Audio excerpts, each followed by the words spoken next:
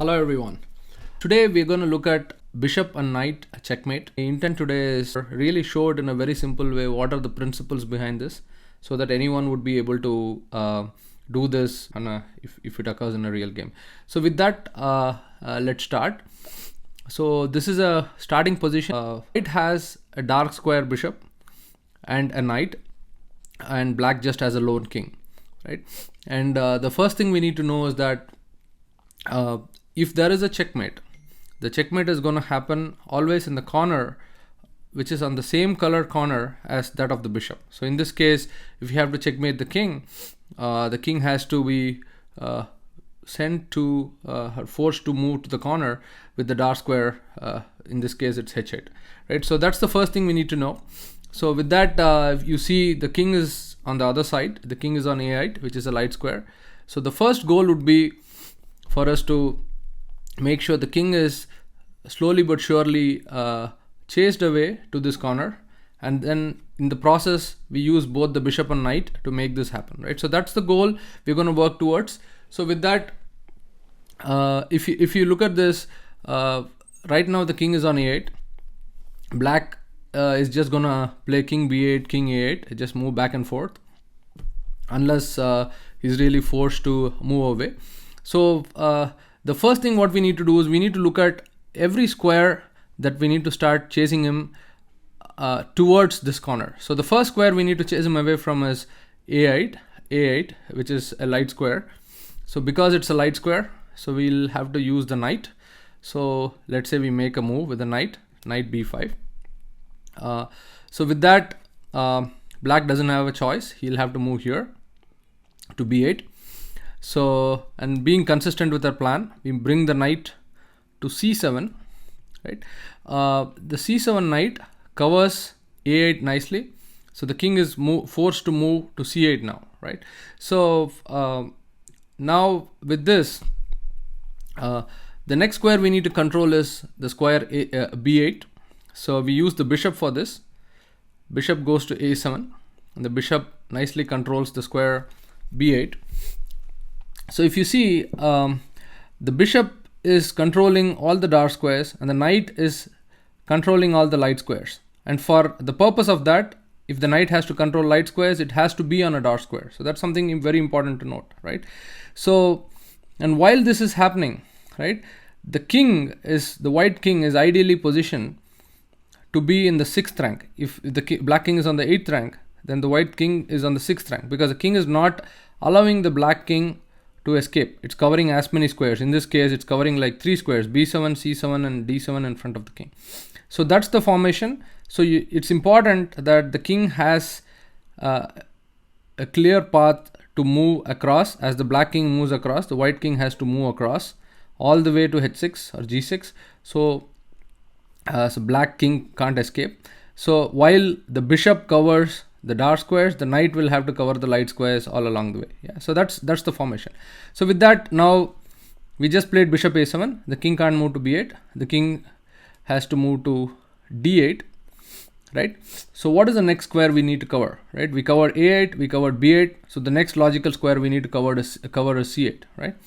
Now, again, so how do we cover c8? It has to be with the knight, right? Because this is a dark square bishop. So the knight can control c8 from 4 possible squares, right? It can be e7, it can be d6, it can be b6 and a7. Now we need to make the right choice, right? So let's say if we bring it to a7, right, then we'll have to move the bishop away, and when we move the bishop away, the king gets to go back to b8, right? So it's not the ideal square for it, right?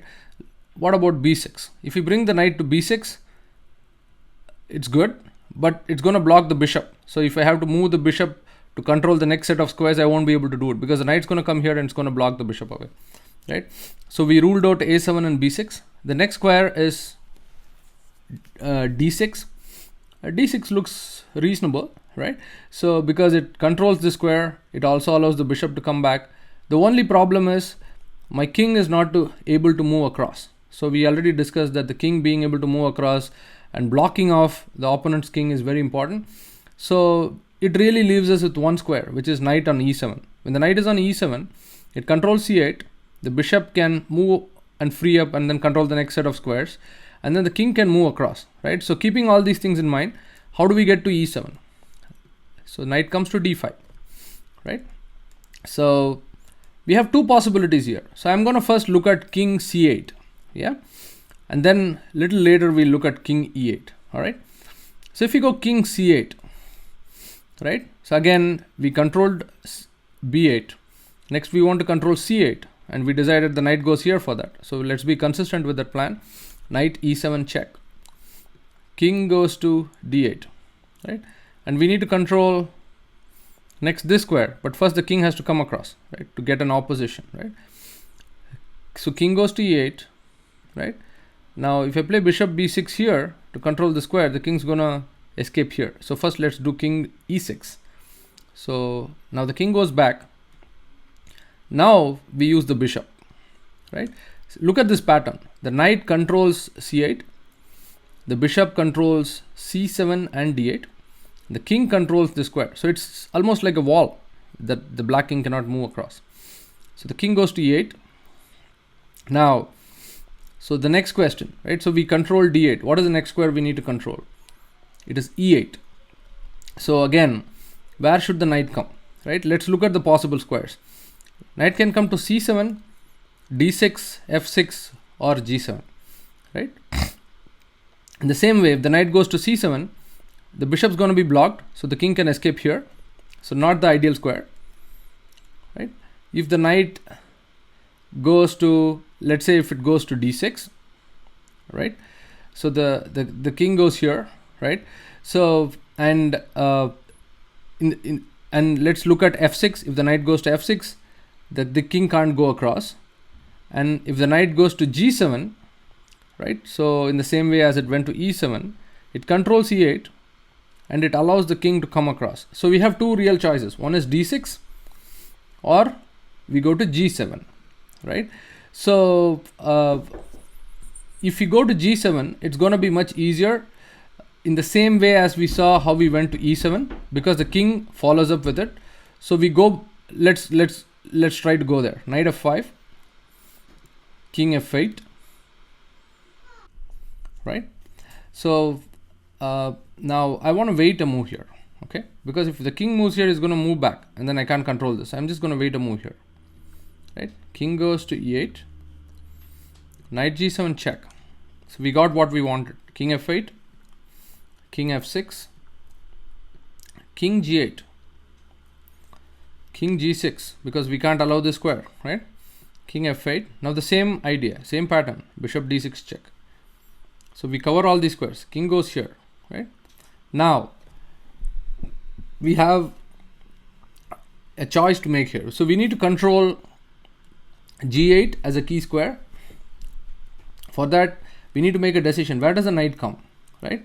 Knight can come to e7, f6, or h6, right? If the knight comes to e7, again, it's going to block f8. So king's going to escape here. So let's rule out e7. If the knight comes to f6, the king is going to go to the corner to h8. And if we need to mate him, then the bishop has to come here and here, right? So the moment we play bishop f8, it's a stalemate because the king doesn't have a square to move. So though knight f6 looks good, it isn't good enough for delivering a checkmate. So that leaves us with knight on h6. So the knight goes to h6. So it covers this square and the bishop can come here and give a checkmate, right? So let's play knight here. King goes to h8, right?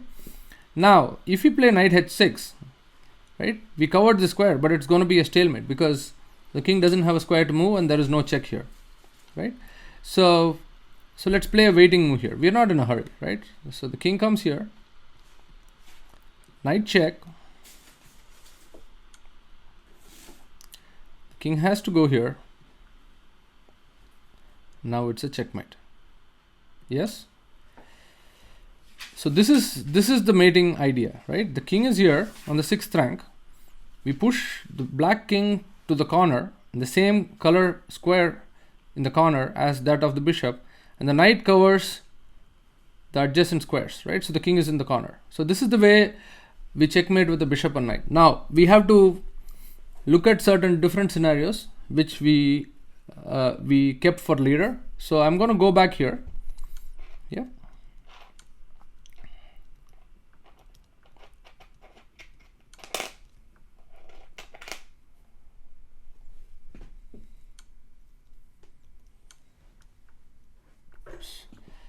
So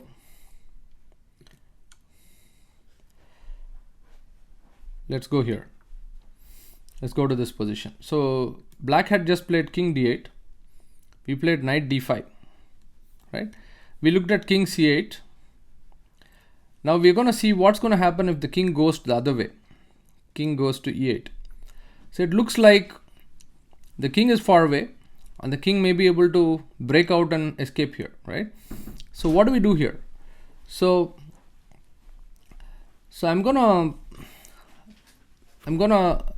suggest the same way, right, where we use a combination of a bishop and knight and create a wall. Literally we control the squares around the king, both the light and dark squares. That way it's like a wall, so the king can't escape. So how do we do this, right? So we're going to first bring the king here. Yeah, if the king goes back here, so we know we got what we wanted, and then the knight goes to e7, and then the same way as we saw before, we're going to win this. So let's say if the king goes here, right? So let's pay a little attention to this position, right? Where can the black king escape? It can escape to g7, g6, maybe then to g5, and he wants to come out of this corner, right? Preferably g6, f5, g6. So what we do is we play knight e7. See, the idea here is, see, the knight is on a dark square, right? And it's controlling f5 and g6, right? And then we're going to use the bishop to control all these other dark squares. So if you pay attention, right, the knight is controlling g8, g6 and f5. Imagine the bishop comes to d4. It can control e5, f6, g7. So all these squares would be controlled and the king won't be able to escape. So let's say the king is trying to break out. King comes to f6. Now we need to control the square. We don't want him to escape. So we play the move bishop e3, right? Now again, if you notice here, right, the king doesn't have a way to get out. The two squares, light squares, are controlled. g5 is controlled. So the king has to go back. Let's say he goes king g7, right? Now we want to also control f6. Yes? All right. So first we bring king e6. So we want to control f7, right? So let's say, right? So we are back to the main idea, right? So we again bring knight here because we want the knight to go to g7 to control this square. Let's say he goes king e8, trying to break out here. So first we control the square. Bishop b6 controls d8. King goes here. Now if the king comes here, he's going to go back here. So there's no way to control this. I have to bring the king back here. So I'm just going to play a waiting move here. Bishop c7, king e8. Now we get knight g7. We got to the main formation again, right? King f8, king f6, king g8, king g6, king f8, bishop d6 check, king g8, knight goes back because we want the knight to come here and control this g8 square. So king here. Again, the last trick, we need to be careful. We do knight here, it's a stalemate. So we move the bishop on this diagonal. King here. So f8 is controlled nicely by the bishop. So knight h6, check. King h8, bishop d4. And it's a checkmate. So I hope that was useful. Thank you very much.